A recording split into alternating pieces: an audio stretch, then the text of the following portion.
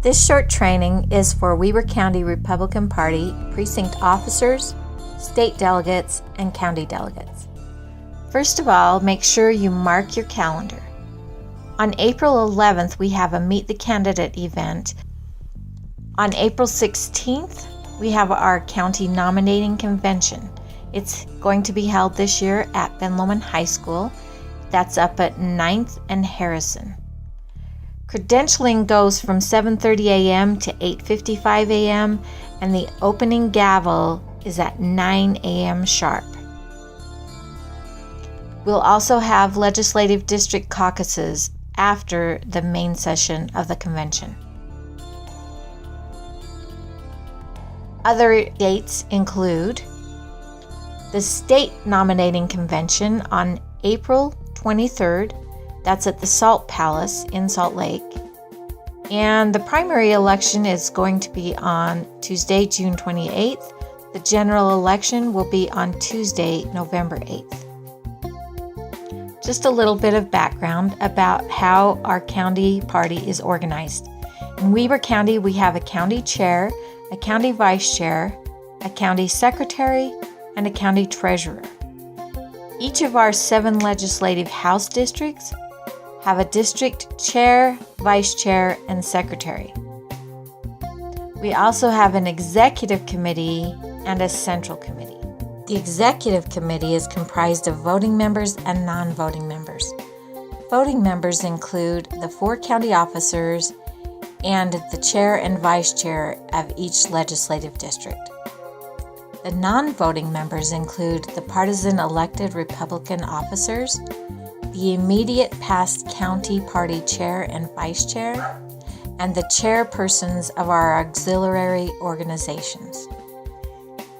The executive committee meets monthly, and they do things like help Republican candidates with finances and resources. They set up party fundraisers, meet the candidate events, and other types of meetings or events.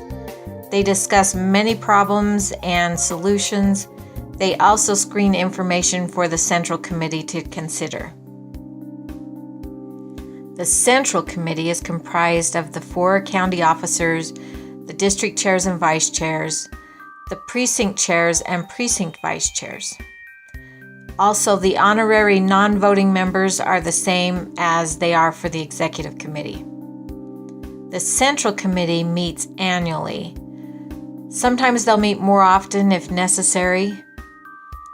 And they specify the number of convention delegates, they receive reports from party officers, consider party rule change proposals, resolutions, etc. Members are expected to know and understand the party constitution and bylaws. County party conventions are attended by county delegates. They decide the party's nominees in even-numbered years and party officers, county and district, in odd-number years. They also may vote on resolutions or other proposals. The whole county party is comprised of registered Republicans who live within the Weber County boundaries and who support the party platform.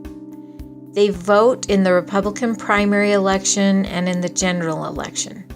And every 2 years, at neighborhood caucuses, precinct officers and delegates are elected by ballot or acclamation to serve a 2-year term.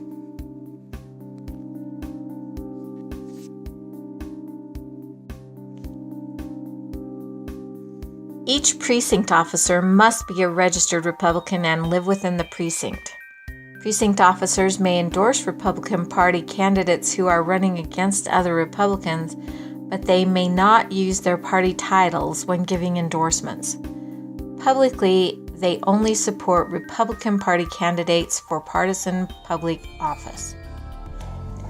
Precinct officers may hold regular meetings with their precincts, keep their constituents informed by sending email updates, distributing literature, and encouraging caucus attendance. They may receive input from the precinct and help get out the vote. They may also be called upon to help our Republican nominees by getting literature out to their precinct neighbors.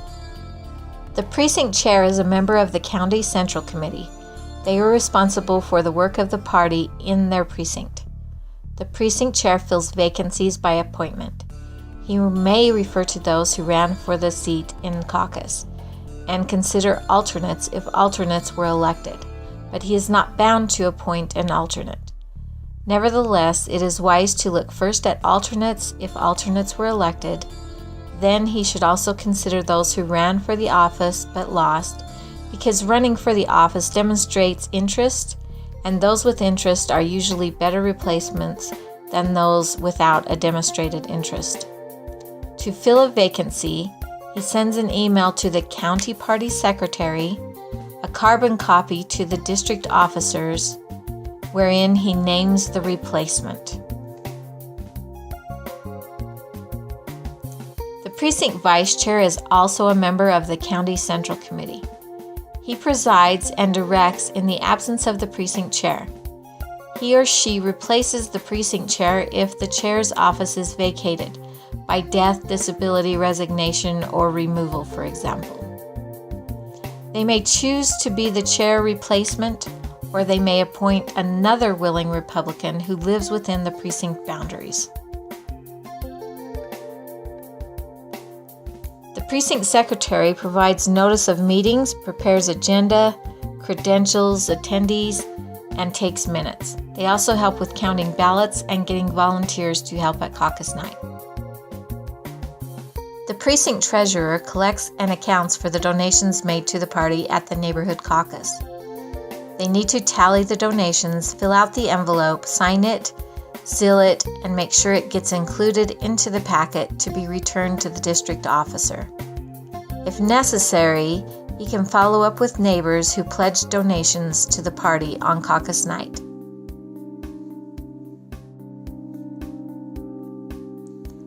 For more effective precincts, precinct officers should meet together occasionally. You can identify block captains who will help you distribute information to homes in your precinct.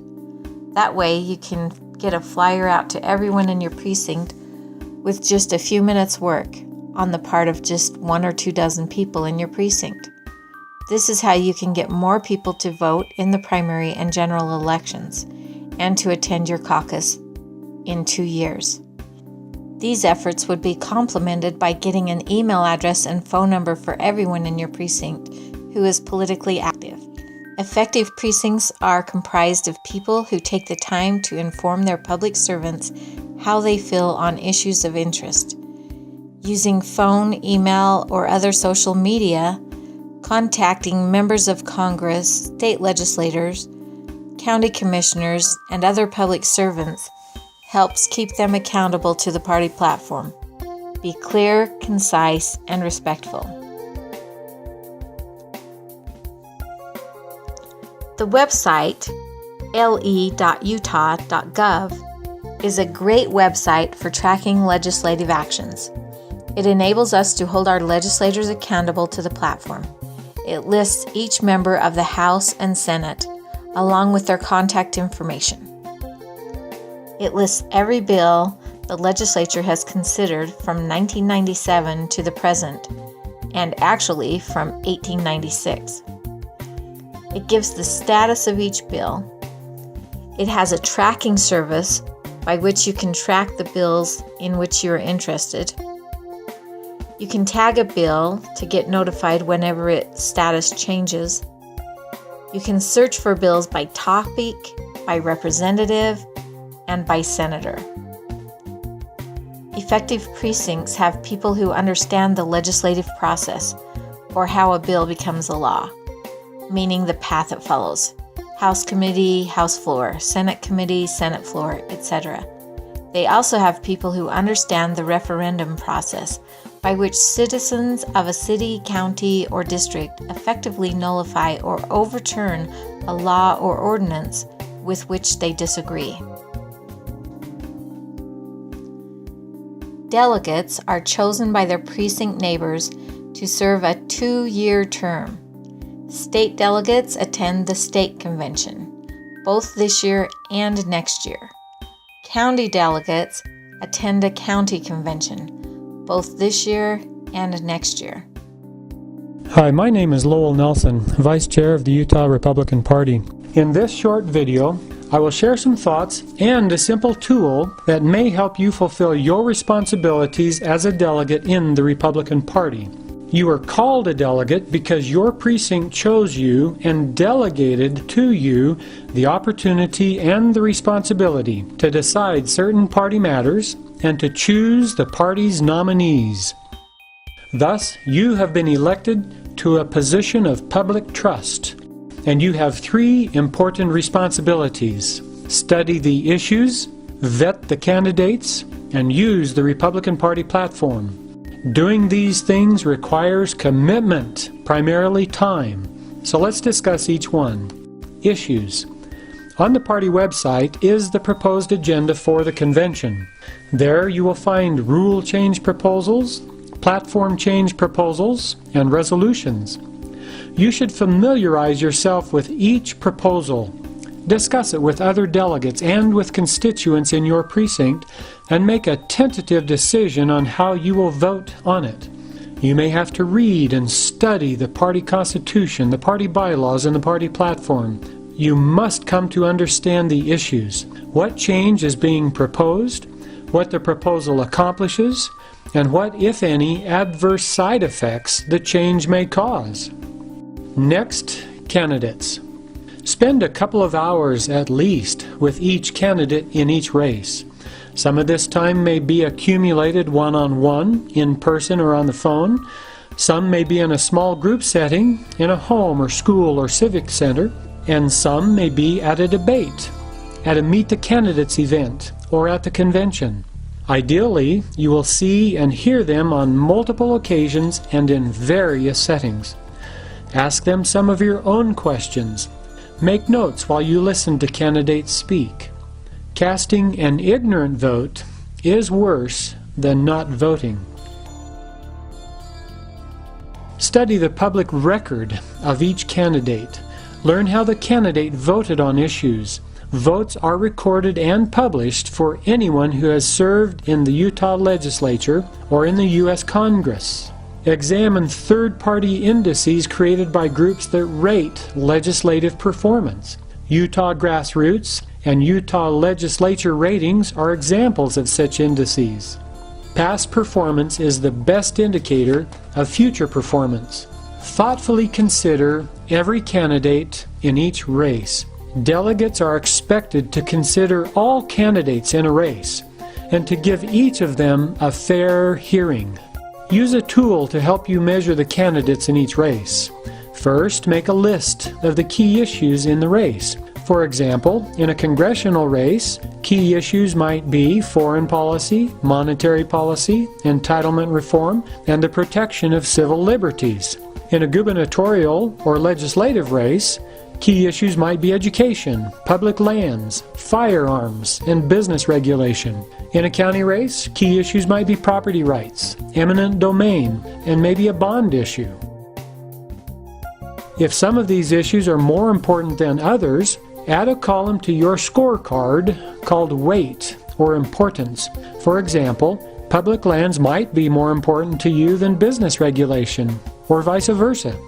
Or all of the issues may be equally important. Finally, have a column for scoring the candidate on each issue. I use the 5 integers from -2 to +2, where -2 is terrible, -1 is bad, 0 is neutral, 1 is good, and 2 is excellent. After visiting with and listening to candidates and studying their voting records, you should be able to give them a score on each issue. By multiplying a candidate's score on an issue with the weight of the issue, and then summing these numbers, you obtain a quantitative result for each candidate. Because you have used the same grading system on each candidate in the race, you should have a fairly objective perspective of each candidate. And it's okay to have a fudge factor on your scorecard, one that considers character, likability, and leadership, for example. Just give it a weight and score it like all the rest. You will be surprised at how easy it is to determine which candidates you like best, which you like the least, and which are in between. How do you know if a candidate's position is good or bad or neutral? You refer to the party platform. The preamble of our platform describes the document in a nutshell. Our party has a great platform, and your job as a delegate is to identify candidates who will best adhere to this platform. If you are not familiar with the platform, then you cannot competently judge whether a candidate will adhere to it. According to Party Bylaw 8, candidates wishing to run for federal or statewide office must sign and submit to state party headquarters 30 days prior to the convention a disclosure statement that says, quote, "I have read the Utah Republican Party platform. I support that platform and accept it as the standard by which my performance as a candidate and as an office holder should be evaluated." End quote. Or, the candidate may identify provisions of the platform with which he or she does not agree and declare, quote, "I have read the Utah Republican Party platform. Except for the provisions specifically noted below, I support that platform and accept it as the standard by which my performance as a candidate and as an office holder should be evaluated." End quote. If delegates use different standards of judgment, then the candidates will be of differing quality. But if delegates will use the same standard, the party platform, then our candidates will be more representative of our platform. And what good is our platform anyway if we do not hold ourselves accountable to it?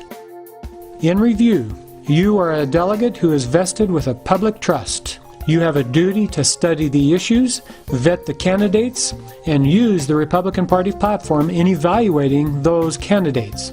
Thank you and good luck. If for any reason you find that you cannot fulfill these responsibilities, then the best thing to do is resign so your precinct chair can replace you with someone who can. Your neighbors would appreciate not losing their representation. To resign, send an email to your precinct chair and your county party secretary. Also send a carbon copy to your district chair. Please do this as soon as you realize that you need to step down, so that it can allow enough time for the change to be made and so the new delegate has enough time to prepare for the convention. The party has two kinds of conventions: nominating conventions and organizing conventions. At the nominating conventions in the even years, delegates select party nominees to run for public office. In the odd years, at the state organizing convention, convention delegates elect state party officers. At the county organizing convention, delegates elect county party officers and legislative district officers.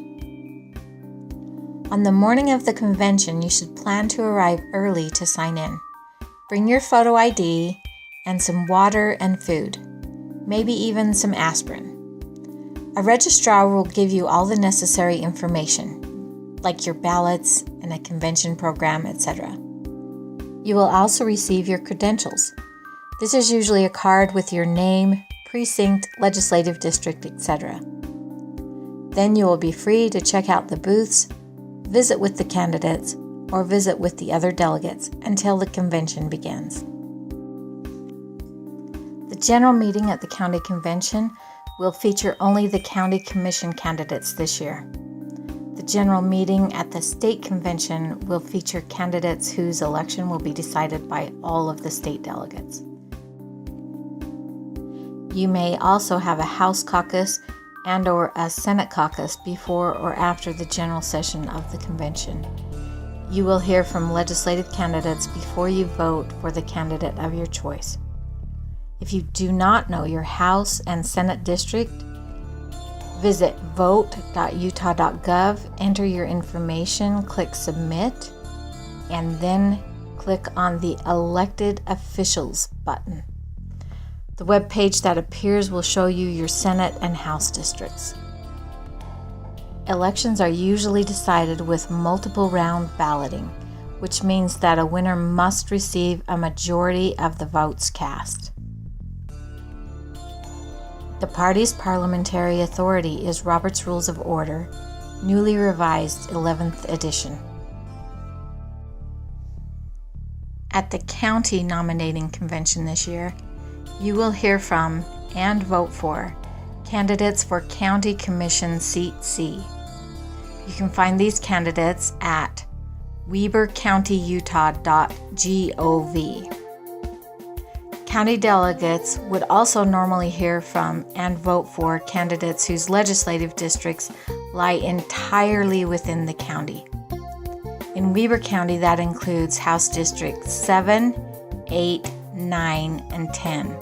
But this year, none of those races are contested. So in your district breakout session after the main convention, you will hear a legislative report from your current representative and, if different, the new Republican candidate for your district. You will also take care of any other business that your district may have. House District 11, 12, and 29 will also have breakout sessions. House District 11 and 29 have contested races, so you may hear a short speech from those candidates, even though it will be the state delegates who will actually vote for them at the state convention. In 2017, county delegates will choose the 4 elected county party officers at the organizing convention, and each district will elect their 3 district officers. At the state nominating convention this year, you will hear from and vote for statewide candidates, specifically governor, attorney general, auditor, and treasurer. Before the convention, in a legislative district caucus, state delegates will hear from and vote for candidates whose legislative districts span counties. For Weber County, that includes House District 11 and 29, since they are the only races that are contested. House District 12, Senate District 19, and Senate District 20 may opt to have a caucus with their districts, but there are no contested races, so no voting will be done. You will also help choose a National Committee man and a National Committee woman. You will choose delegates and alternates to go to the National Convention in Cleveland, Ohio, and you will also help choose 6 presidential electors. At the organizing convention in 2017, you will choose the 4 elected state party officers. The state party establishes the number of convention delegate seats. Currently, that number is 4,000. Those delegates are allocated among the 29 counties according to the relative Republican strength of each county. Republican strength is the number of votes cast in the previous gubernatorial election for the Republican candidate for governor, attorney general, auditor, and treasurer in a contested race. When the strength of each county is compared with the strength of every other county, you will have what is called relative Republican strength. Weber County actually lost several delegates last time, so make sure you get out and vote in the general election for the Republican candidates this year, and remind your Republican neighbors. The state party allocated 282 seats to Weber County following the general election of 2012. Within Weber County, each of our precincts gets at least 1 state delegate seat. The rest of the seats are then allocated among our precincts according to the relative Republican strength of each precinct. Precincts that get out the vote earn more delegate seats than precincts who do not vote for the party's candidates in those 4 offices. The county party has 650 county delegate seats. The county party allocated 1 county delegate seat to each precinct. The rest were allocated using relative Republican strength. Following the general election this year, the state party will do a fresh allocation of state delegate seats among the counties, and the county party will do a fresh allocation of those seats among the precincts. And those are the numbers we will use in 2018 and 2012 caucuses. Weber County usually has a great turnout of delegates for the nominating conventions, but very poor attendance for the organizing convention. As a result, our Central Committee may be looking at a couple options to remedy this. One of the options is to lower the amount of delegates. Please take your job seriously and make the effort to show up to both conventions.